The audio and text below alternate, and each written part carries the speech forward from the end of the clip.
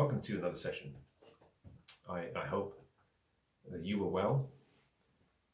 In today's session, I would like to build on the topic that I titled The Social Dance. I like to consider today as a part two to a conversation that I started in yesterday's session, in which I covered the importance of allowing the group, your close inner circle, your community to play a part in vetting, critiquing your chosen significant other or a short list of the people you may have taken a liking to with regards to long-term relationships. And then I tried to identify what I thought was an important aspect of the conversation, both for men and for women. At the center of the message was a simple recommendation or call to action, which is, if you are in the West, and if you're a modern woman or modern man, it is the case that you were the one responsible for choosing the person, vetting them, getting married to them, or living with them. And unfortunately, the price that we pay, both for men and women, for failed relationships, and that price is the investment of our life and our time, and the sacrifice of our goals and objectives, are too high. And therefore, the word hesitate, a word we do not use as often as we should, but a word that is necessary. Whenever we're making important decisions, such as choosing a life partner, introducing time into the process is of fundamental importance. In this particular instance, I'm suggesting introducing time for the purpose of vetting the person carefully through the eyes of other people, not yours. You're too emotionally involved, you're not independent in your judgment, and I guess in many ways, there are biases that have clouded your perspective. You have priors, and therefore you cannot do that work as thoroughly and as independently as a third party. In which case, I say, put the person on the trial. Let them come into the picture, take them around, and let them meet people whose opinions, words, experiences matter, and let those people vet the man or the woman and listen to the feedback they give you. Aggregate all of the responses and then allow those responses to play a part in your chosen and your final decision. In the first session, I covered the importance of how most women make a mistake in using love as a useful yardstick in choosing whether the man is the right man. So a woman brings a man to her friends or her family, and what they're usually looking for is, does she love him or do I love him? Of course, there should be love, otherwise he wouldn't be there. But love is fleeting. Love comes and it goes. It's a trivial emotion. Sometimes for a woman, love can be influenced by your hormonal state, where you are in your life, and therefore there are times when you do not love your husband. There are times when you do not love your children. You might like them, but you do not love them. But that comes and it goes. It wanes. Whatever temporary emotion wanes. As a woman, you should be using are 4 words: admire, respect, honor, esteem. Do I admire and respect him? Do I honor and therefore esteem him? Whenever the answer is no, he's the wrong person for you. He may be great, he may be kind, he may be loving, you may love him with all of your heart, but he is the wrong person for you. I covered the reasons why in the previous session. In today's session, I want to spin the conversation and look at it from the man's perspective. You see, men, it's easier for women to understand the archetype to choose from in regards to men, because a man is the foundation of the family or the relationship. The foundation is the most important, so we place more burdens on a man than we do a woman. You will find from today's session that the selection criteria for women are not as stringent as I have placed on men. Let me start as follows. Um, in the UK, for example, and I suppose in most parts of the West, especially areas that have become part of the Anglosphere and therefore Anglified, there's something fascinating that has happened with regards to marriage and relationships. If you look at the vows that we used to say traditionally, there have been progressive introductions of words into the classical vow.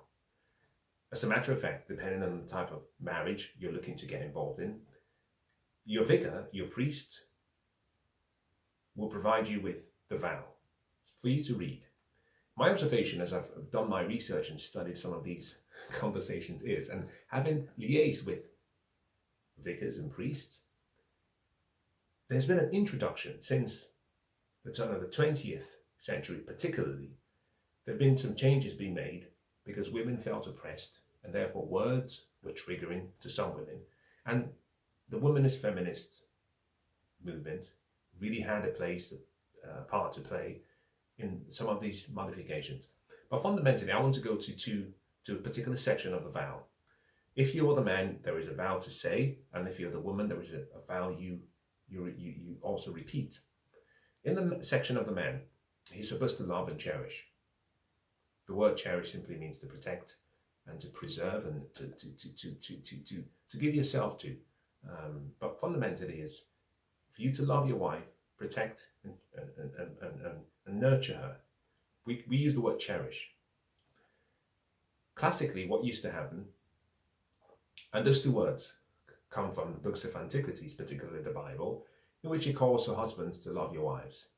But then he goes on to say, wives, honor your husbands. He doesn't instruct the wives to love the husbands. He instructs the wives to honor, which ties into what I covered in the session previously, which is the importance of honor, which is, I think, the most important of the four things women should look for in a man: admiration, respect, honor, and esteem.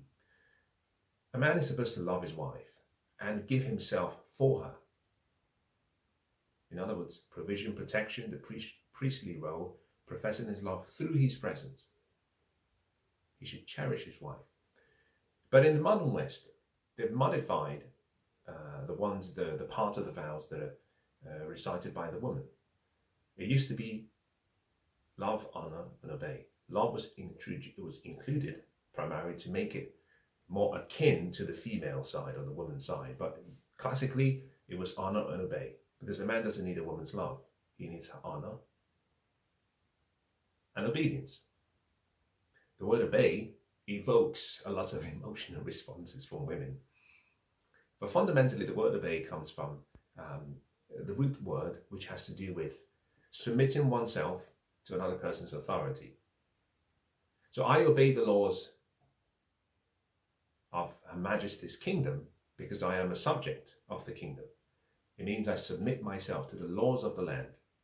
I place myself under the laws, and I choose to obey the laws as a way of saying I acknowledge the laws and I can see that the laws are not to my harm or detriment. Now, what I get in response or as a benefit is protection. So if I am stuck in any part of the world, the fact that I am a British subject would mean, all things remaining equal, that Her Majesty's kingdom should use all of the resources to come to my aid, no matter the cost. What I get back as part of my obeying the laws is protection. Submission, therefore, is effectively saying, no, I put myself under you and I place you as responsible for me. But in response, I give you what I think is my cooperation. I do so voluntarily and I do so in good faith and peaceably. Women have been struggling with the word obey in their vows. So most women will not say honor and obey because they consider those two words as placing the woman in a subservient role. The word submission is like a curse word for most women. That is not a conversation for today, but let me move on. The reason I introduced the vows is to simply say, women who admire, respect the men in their lives, or the man who they want to be bonded with, find it easy to honor him, and therefore find it easy to esteem him. obedience is not even considered a second thought, primarily because she understands what he's achieved in life.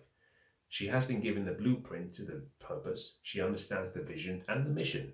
She understands the journey both parties are taking. She understands the reason and the goals. Then she chooses to accept his invitation to join her. He submits to his purpose and mission. She submits to the purpose and mission which is his, under him, through him. The children, should they come, submit to the purpose and the mission through the mother. There's a hierarchy. Submission, therefore, just means there's a mission and you are subject to that mission. So women who admire, or who certainly agree on the purpose of the man, and agree to the mission and the vision, and agree to the goal and objective and the pathway chosen by the man, will find it easy to be submissive. Those women, placed around the group and doing the social dance, will get to see how the rest of the group admire the man in question. They will see whether there is respect from the group towards the man, and therefore she will get to understand his honor. And if she recognizes what makes him unique and distinctively different, she will esteem him. Now, many years ago, the great writer said, if you walk into a home or a place and you bestow your honor towards them and you do not receive any honor in return, shake the dust off your feet as you leave. Do not stay. Now, Dale Carnegie wrote a book, How to Win Friends and Influence People. That is contrary to what the biblical teachings are. It simply says, people should be able to understand and recognize your difference and your uniqueness. It's not for you to stay and try to convince people to like you. I begin today's session with regards to men. Most men have a mummy problem. Now, I'm going to speak to my older men here. I tend to speak to guys who are 18 and younger, but the core, I think about 85% of my audience fall in the core group that I really focus on, which is 18 to 35. About 15% to 20, I think, but more closer to 15, come from between 35 and over. So I'm going to speak to the older gentlemen, those who are approaching 35, but also those who are slightly over 35, because this is less noticeable in men who are 18 or younger, or even 20. Most men, especially men in the West, have a mummy problem. We are seeking affirmation, validation, encouragement, love from our mothers. For some reason, we feel as though we did not have enough of that. Some of us did not have any male role model, and so we were raised under the indoctrination that love gets the job done. We're more feminine in our thought process, so we're always looking for validation, and we're looking for our identity in the esteem that other people give us. I don't say this lightly. We have a mummy problem. So when men start to date women, it's not unusual to find that those men are looking for women who will love them unconditionally. Well, I hate to use the word real men. I think this might be the first time I've ever used the word real men in my almost 1,000 videos so far, teaching sessions so far. Real men do not seek affirmation or validation. As a matter of fact, here's something interesting. With my beloved, I don't need her admiration. I do not need her respect. I do not need her honor. And I do not need her esteem. My identity is intrinsically in my purpose. It's part of my manhood, which is why I say to young men, you wait until you get your manhood value to the level where it should be. Because once you discover your purpose, which is linked to your manhood value, you do not look to another for validation, affirmation, esteem, encouragement, or dependency. Your identity is not built on anything external to you. You don't choose your purpose, you discover it. And therefore, in discovering your purpose, you have an understanding about what I call your true essence. and how your identity is linked to the inner part of you. You don't look without, it's all within. So although a woman needs to admire, respect, honor, and esteem her significant other, it's not a prerequisite to you functioning in the frame and in the role of a man. The roles and responsibilities that you take, therefore, are not based on another person's gift or attitude towards you. Most men, however, in the West have a mummy problem. Most are looking for love from women and looking for women to complete them. So, it's not unusual to find that when a man is trying to vet a woman, whether he does it independently or whether he does it with his group also fails in the task because they're looking for the wrong things. For example, in a woman's, assuming you're the man, and I'm going to speak to men in this regard now, in just this instance, let's assume we are friends, and we are close friends, and you are a man, just like I am, and you come to me and say, I have found someone, and I have met someone, and the person I have met is someone I think I would like to consider for a long-term partner. I will listen to you. I will not listen to what you say. I will listen to read and understand her spirit. This is important. This is key. This is partly why the people who should be vetting women on your behalf cannot be young boys, because a man's masculinity and manhood value develops with time. It's partly why a man can be in the presence of older men, and very quickly the older men say, there's something I'm not happy with. There may have been silence in the room, not much said, but those old men, the wisdom of the ages, something resonates in their spirit, and they say, not for you, daughter, not for you. Walk away. There are things that are said, but there are things that are felt.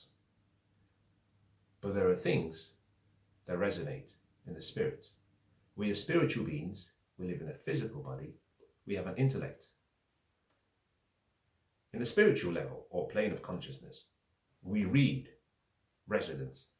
This is where the whole concept of being equally yoked starts. You're not yoked at the spiritual level. At the physical level, we can deceive ourselves into thinking, we are compatible. Sex has a way of distorting the whole experience. But on the mental level, people can say the right words and play you for a few years before they reveal themselves. Emotions and the way we use our intellect therefore determines our emotional state.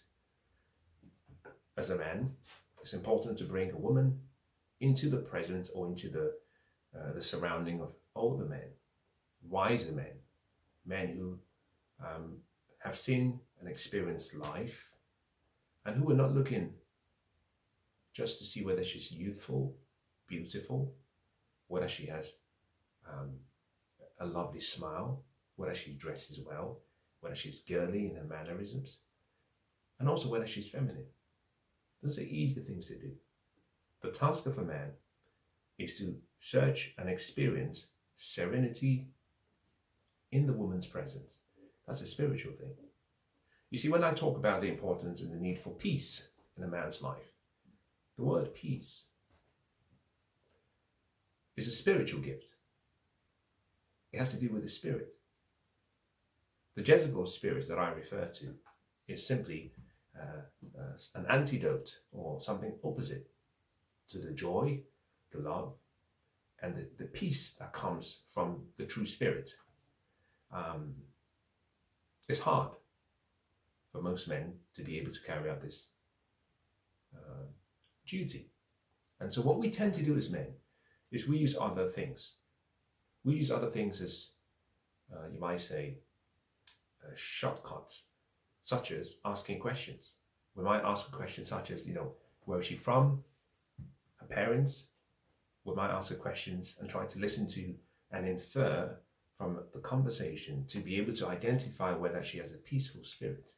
But people can deceive other people. The man, your purpose is your most important focus.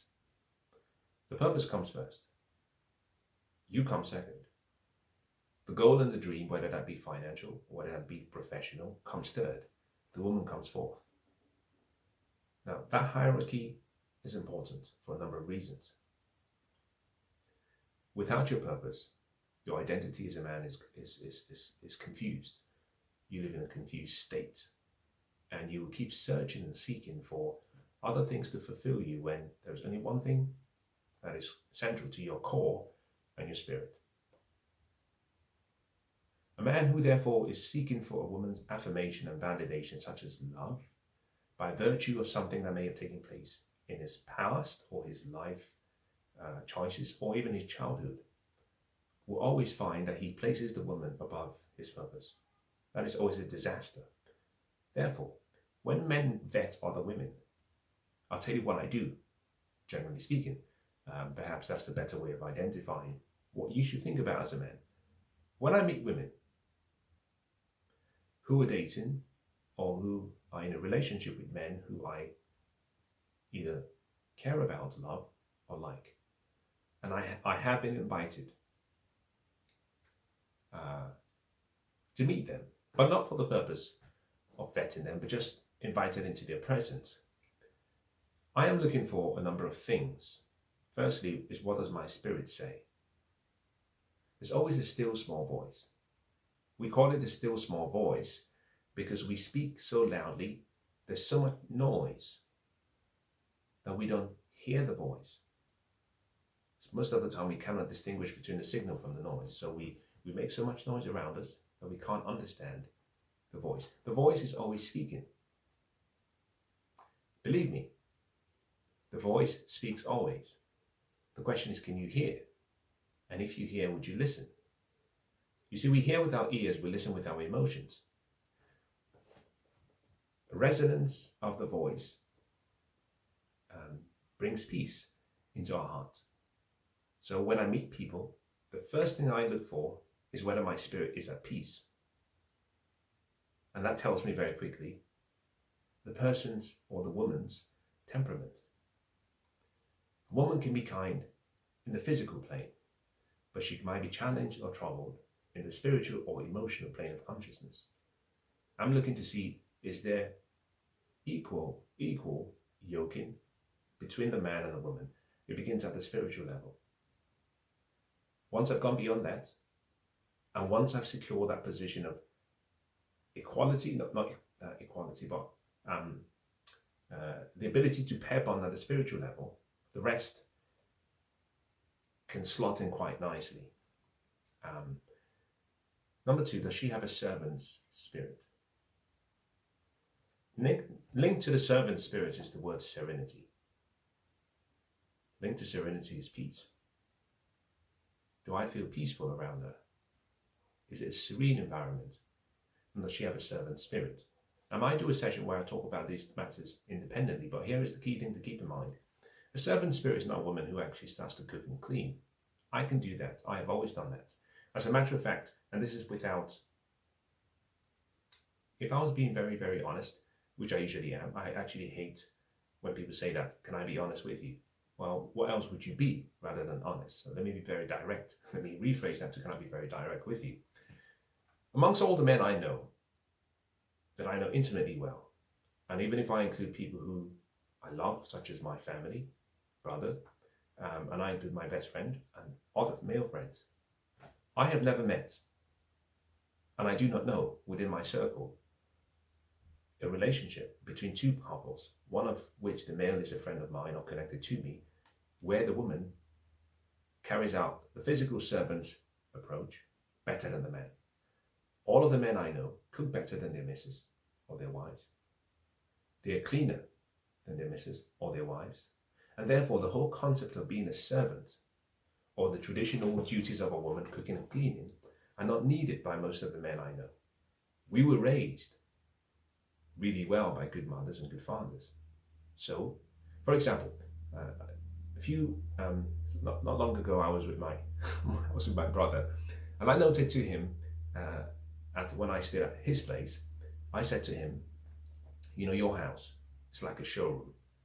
It doesn't even seem as though someone has moved into the place. But I know you eat, you sleep, you cook in the same place, but it's spotless. There is almost nothing a woman will do in this place. He cooks exceptionally well. He's very good with his hands. The domestic skills, he has it in abundance. I visit him, and rather than him order takeaway, he cooks for me. I can say the same thing about my best friend, my other male friends. And interestingly, if I had my beloved sat next to me, she would say the same thing about all the men that are in my inner circle. These men are not looking for servants as significant others. The servant spirit has nothing to do with physical labor and cleaning or cooking or ironing. That's all nonsense. That's not how we define a woman. The servant spirit simply means, and it goes back to the same concept. John F. Kennedy says, if you can help enough people get what they want, you can have anything you want. The servant spirit, put in a different context, simply says, if you want to be the greatest, then you have to be the servant. You must serve your gift to other people. A servant spirit is a woman who understands the gifts she has. And she gifts through acts, through her attitude, through her presence, the man she loves. In other words, to assist that purpose and mission, she provides an environment where he's loved, nurtured, where he feels safe, and where he has peace. That's a servant spirit. It's not about working, it's about the aura you bring. Serenity has to do with the presence. You see, serenity is like a fragrance. There are women who have the serene environment or presence, and it's a feeling of peace around them. And there are others who are, it's just war. The moment they start speaking, you can detect and you can tell with some precision that there will be some verbal altercation. Forgive me. Primarily because these women have been programmed to seek for offense when it's not given. And let me take a step back. There was a time in the West, particularly the West, when offense had to be given. When given, it had to be received. When received, it had to be accepted. So there were 3 stages. You give offense, it's received, and it's accepted. These days, especially the women who have the modern feminist ideology, or modern women generally, they seek to take offense, even when offense is not given. When we speak and converse as people, sometimes we have a preformed thought process, in which case, if we speak with people, we're not authentic in that interaction, because at the core of interacting with people is you will make mistakes as your thoughts are being formed, and you're not thinking through your thoughts, you're speaking your thoughts into words, and you're trying to grapple with the words that are coming out from your mouth, and sometimes it's not the best way to say things. But someone who has a peaceful and a peaceable demeanor and mindset will not take offense, even though the words you utter and say might seem to have offensive undertones. The question is, do they come in good faith? When men vet women, they are looking for where the woman has the good faith spirit, the good faith approach. And therefore, when I vet women, I'm not looking to see whether she's attractive, youthful, whether she's kind. I'm looking to see whether she will be equally yoked with a man on the other side. Now that simply means that I'm also testing to see whether there is something rotten in Denmark, as we usually say. It's important, therefore, to understand that I'm also looking for 2 or 3 other things.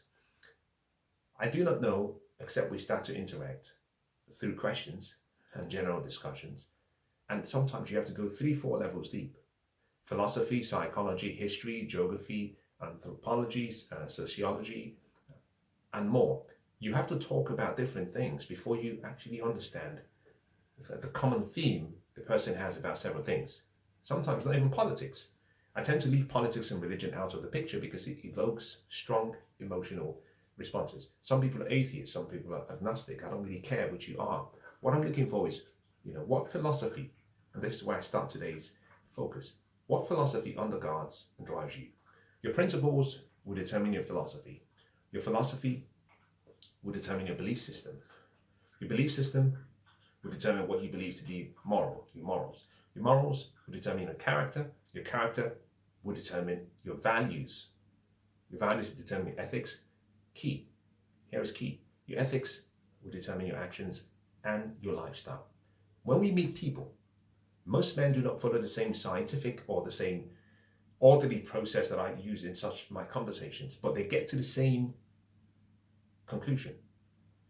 What men use are the heuristics, a shortcut to get from A to B without going through the process. I've given you a long process. But if I met you for the first time, the first thing I observe is your lifestyle. I'm trying to infer on your lifestyle. So when men meet women, you're vetting her lifestyle. Because from her lifestyle, you can work backwards. You can walk backwards to understand what her ethics are, her values, what character might be, her morals, her belief system, philosophy and principles. And my core responsibility is to see if on each of those points, whether she's aligned with the man on the other side. If she isn't, it's the wrong relationship. So for example, one of the great writers says that a woman does not cause a man to seek spoils. In other words, a woman's lifestyle determines whether the relationship will fail or blossom. I say to men, wait until 35. Women these days at 20 are expecting men who are the same age as they are to earn and provide to the same level as men who are 20 years older than said men. That is the wrong woman for you, because she will cause you to take your eye off your purpose. If you begin with the end in mind, the end representing her lifestyle, if you're trying to vet a woman, it becomes easy to, through her lifestyle, identify whether she's equally yoked with the man she's with. Young men are being placed under extraordinary pressure and demand to earn, to provide and demonstrate their love in financial means in a manner commensurate with men who are 20, 30 years their senior. That means from a lifestyle perspective, you're not equally yoked. We don't have to have any conversation going forward. I'll be saying to you, son, run. Great girl. If you were 20 years older than she was, it'd be a perfect arrangement. But it will cause you to forget your purpose and your vision, and it will cause you to chase spoils. This is where you start to see young men go for quick schemes. Get rich quick schemes. Because she wants the next accessory. She needs that. She needs the same amount of car that men. Then let me give you a classical example. I have met men who, in one instance, I said to the husband, or I said to the man in question, the significant other, I said, why do you need a house like this? Why do you need a new car? The car you're driving is virtually brand new. And he said, well, the lady wants an upgrade. She wants a bigger house. And in spending time with her, I realized some of her friends and some of the people she's connected with, whether it be through social media, have those cars. And she saw that car first through another friend that we all know. And I said, well, your husband is not at the same level as the other man. The other man is older. He works in a different industry. He earns his money in a different way. You're causing and forcing your husband to live a lifestyle or to provide you with a lifestyle that is just keeping up with the Joneses. He cannot afford the car, but he will go and hire the car or lease the car, better word to say, and incur all of this debt because he has to satisfy a need you have. And the husband, partner said to me, well, I just want peace. So the only way he gets peace is to give her the lifestyle she wants, despite recognizing that he cannot afford it. Begin with the end in mind. Start with the lifestyle. Now, there are some men who can very quickly, within a few minutes of being around the woman, identify her principles and philosophy, and therefore identify her belief system, and therefore identify what she considers morality to be. Therefore, identify her character, her value system, her ethics, before even looking at the lifestyle. The reason we can do so easily is because of time. Over time, we start to learn through social interaction, but most importantly, through the social dance. Now, I cannot stress enough for men the importance of the social dance. I said to a few young men that I know and I care about, "Oh, you're dating this girl. We haven't seen her. Bring her around."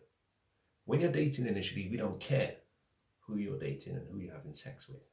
But if you started to spend more time with the person, and there is a possibility that this could blossom into a relationship, you want to have it reviewed early. You want to do the social dance early. Let other men see how she interacts with the group. But most importantly, let other men play a part in how getting to recognize your uniqueness. Both of you spend all the time together.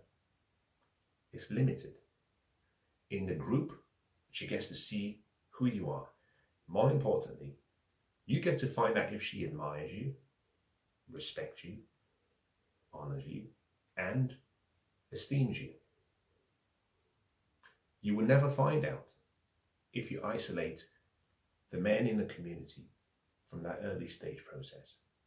In my experience, I have found eventually, when that takes place, 5, 6 years down the line, it's too late. There's either a divorce or separation coming down the line. Why? One party is demanding much more than the other can give. And the most important part, it did not develop organically. It was forced. The man is demanding respect, demanding admiration, esteem, because he's looking for that gap, that affirmation, validation that he always got from mummy. He's expecting his girlfriend to give it. Well, he hasn't earned it. Why? The group hasn't bestowed it upon him in her presence. So I would say, as I close today's session, whether you're a man or a woman, if you're dating, it's important to let the men of the group, a woman's value, let me say this, a woman's value and a man's value are vetted and assigned in a manner that is not equal. A man's value is assigned by other men. A woman's value is inherent at the first instance in herself. So for example, if we brought 10 women, we can review the woman's value. You might start from sexual marketplace value, reproductive fertility value, non-sexual marketplace value, economic intrinsic value. All of those are important, but you can identify individually what a woman's inherent value is. With men, it's different.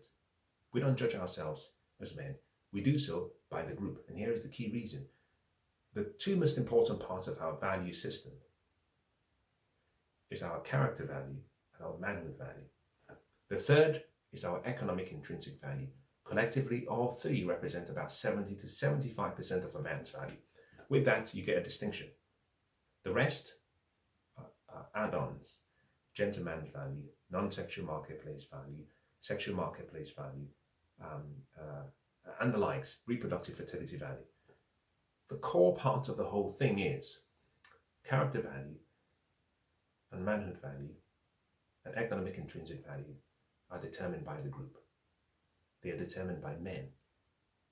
And therefore, for a woman to assess a man and choose the right man, other men have to give a sign-off, either explicitly or implicitly. Explicitly by saying, "Oh, look at this man, he's achieved so much. We esteem him."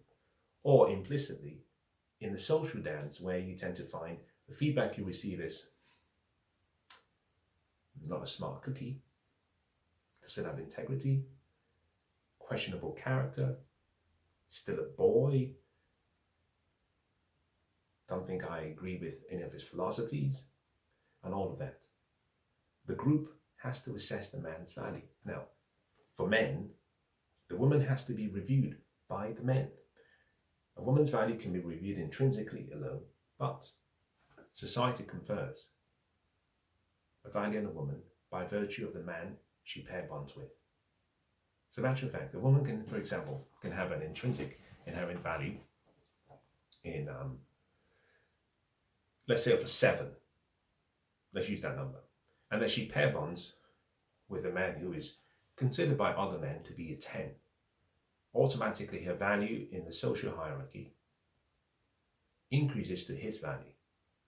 Similarly, a woman who is a 7, if she pair bonds and marries a man who is a 4, as judged by other men, suddenly her value drops down to the man's value. So a woman's value rises or drops to the value of the man she chooses to pair bond with.